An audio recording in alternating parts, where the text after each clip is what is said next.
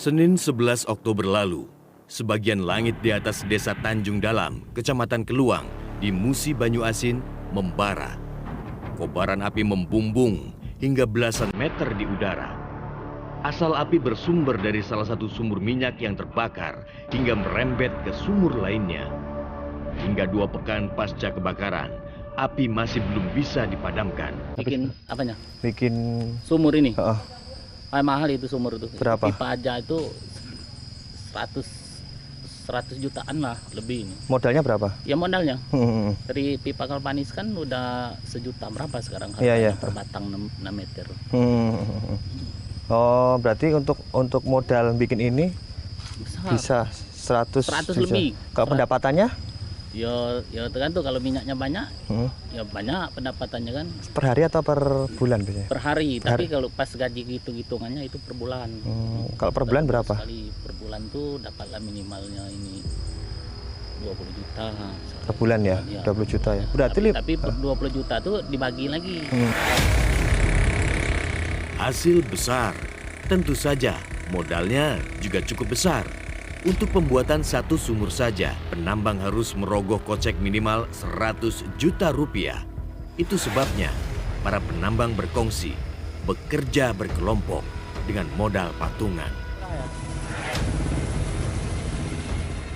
Para penambang minyak yang realitas temui di sini umumnya mengaku beralih usaha dari penyadap karet.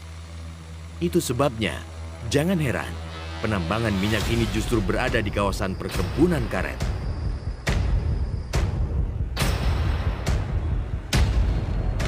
Tergiur penghasilan yang lebih besar, Wak Galon juga memilih untuk bekerja di sumur tua. Pria setengah baya ini berburu limbah sisa minyak di sekitaran sumur bor. Setiap hari, ia bisa mengumpulkan hingga puluhan liter minyak. ininya apa kerja? Kerjanya mantap. Apa nandang? Lah itu kan mahat nyadap karet. Karet. Iya. Kenapa? Penghasilan karet sama ini gede mana? Gede ini, lemah ini. Oh, jadi enggak Kau kalau 1 harinya karet dapat 100. Amerika lecengki kita 200. 200 cuma 3 jam ya? Iya. Tidak sampai sararian. Lah balik.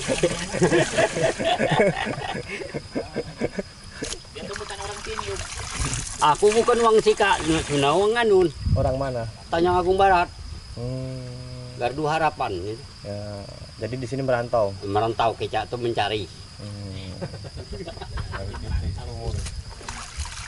Selain sini mana aja yang diperes nih minyak sisa-sisa? Oh, lah nonton ngayau-ngayau di sika kan banyak buran sika. Mana-mana buran kan ada yang ngalir ke bawah. Kita beras punya deh. Setiap hari ya itu ya, pasti ada ya? Ya ada.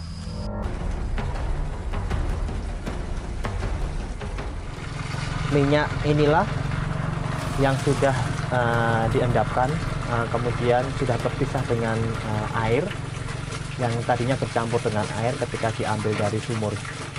Kemudian ini hasilnya ketika diendapkan sekitar 1 hari, jadi sudah murni minyak semua.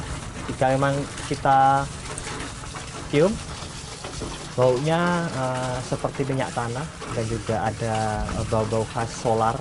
Inilah minyak yang memang dihargai 1 drumnya, yaitu sekitar 220 liter ini seharga Rp700.000.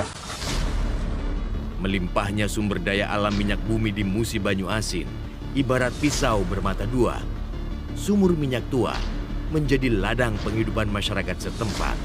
Namun di lain sisi, justru menyuburkan praktik penambangan ilegal yang mata rantainya tak pernah putus. Hingga kini, tidak kurang dari 7.000 sumur minyak tua di Musi Banyuasin dieksploitasi dengan mengangkangi regulasi. Ras kesana sini.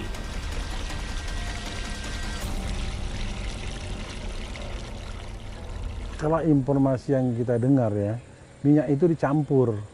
Misalnya minyak Pertamina 30%, minyak produk lokal 70%, dicampur dijual dengan perusahaan-perusahaan dengan harga industri. Itu informasi yang saya terima itu.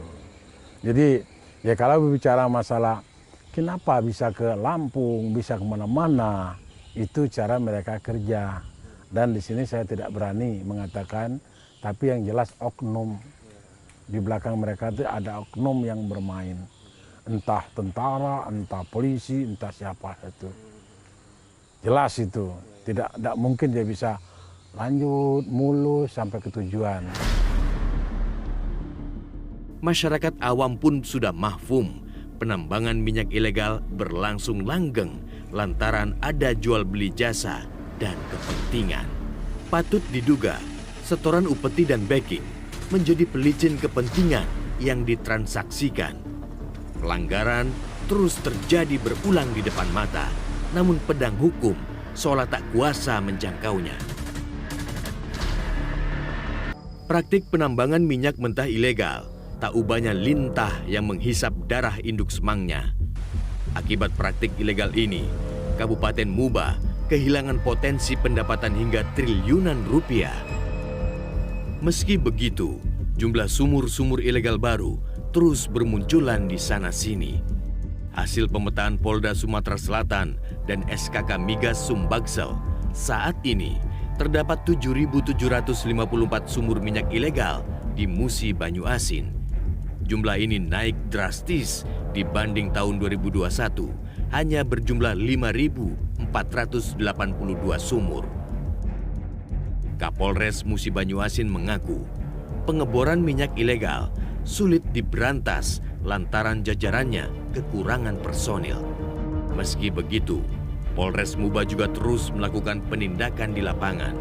Sejak tahun 2020 hingga 2022, telah dijerat 52 pelaku.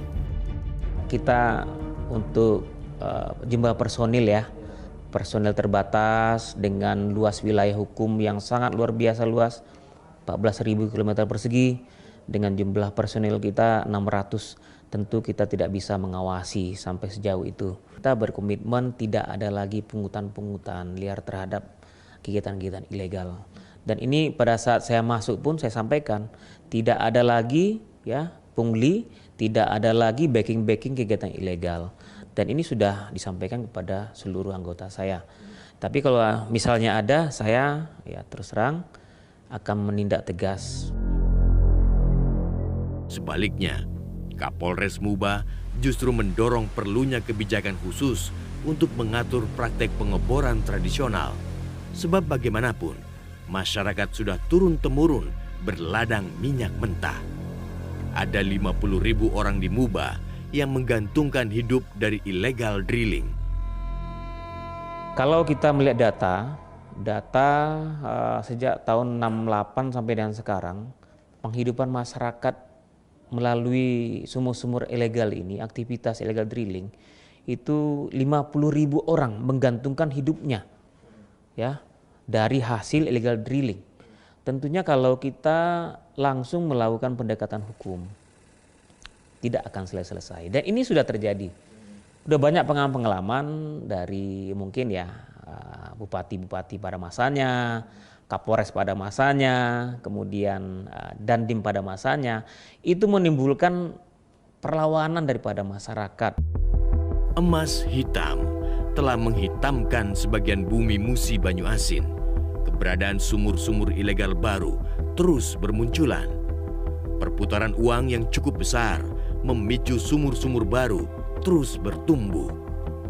Kalau rata-rata produksi sumur ilegal sebanyak 5.000 barrel per hari dan asumsi harga minyak mentah dunia $94 per barrel, maka setidaknya duit 7,3 miliar rupiah per hari mengalir dari perut bumi Muba. Penjabat Bupati Musi Banyu Asin, Apriyadi, tidak menampik besarnya potensi kerugian di balik praktik illegal drilling. Hitungan versi Pemkab Muba nilainya mencapai 2,5 triliun rupiah per tahun. Bapak Mas Puki hitung saja nih, sekarang ini potensinya ada lebih kurang 8.000 sumur. Kalau satu sumur itu 1 barel saja, artinya ada 8.000 barel kan. 8.000 barel per hari. yang tidak satu tetes pun tidak masuk ke negara.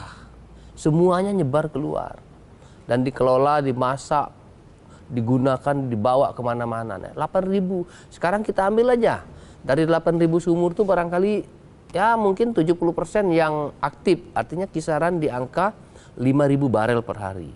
Kalau 5.000 barel per hari, kita kalikan aja harga minyak sekarang. Makanya hitung-hitungan saya waktu itu loh, itu lebih kurang 2 sampai 2,5 triliun per tahun.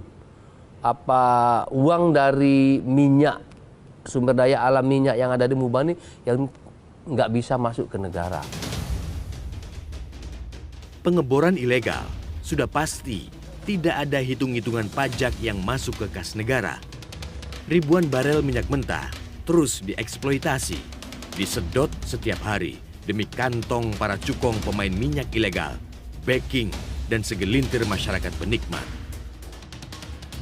Masyarakat ini lebih senang jual keluar, karena di luar itu nggak ada pajak, iya kan? Nggak ada pajak sama sekali, jadi memang 100% dia dapat. Kalau ke sini kan, ke negara kan, mereka akan kena pajak dan ada semacam ada potongan lah. Kalau nggak salah ICP-nya itu kalau dulu kan ada ICP, tapi sekarang kita ICP masih ada tapi harganya sudah bersaing. Tapi masih kalah dengan black market. Karena black market ini ya nggak ada kewajiban sama sekali. Semuanya nggak ada pajak loh, semuanya memang benar-benar menguntungkan pihak cukong-cukong. Masyarakat ini cuma penambang aja.